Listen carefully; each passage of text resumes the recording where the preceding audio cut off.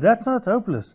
You've got an abattoir in Katima, which is an export abattoir. You've got a new one now in Rundu, which is an export abattoir. The problem is Oshikati, because of politics, etc., it doesn't get off the ground. It's there. It's got the facility to can beef. Why not? Because if it's cooked, it can move across the border. No problem. So the one idea is move the fence up from the Kunini's southern border up to the Kunini River, meaning Upuva and that area will then be open for cattle to move because you've got a natural border. The problem is that piece between us and Angola, but that's also not the end.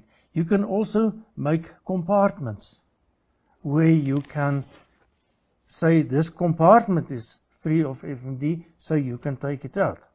If you look at Botswana, for instance, as far as I can remember, they've got 19 of these lines. The zones. And of zones, yeah.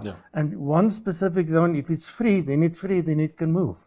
Yeah. And the plans from the old meat board, they've got a long name now, is precisely to do that.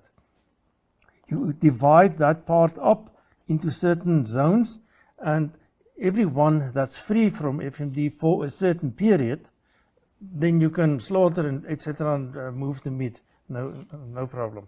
Yeah. But to just dismantle the fence, as you've said, the problem is the portion between us and Angola.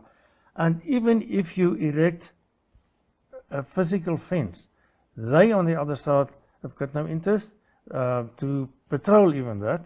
And then you must remember the old tradition from moving cattle up and down. What's going to happen? Yeah.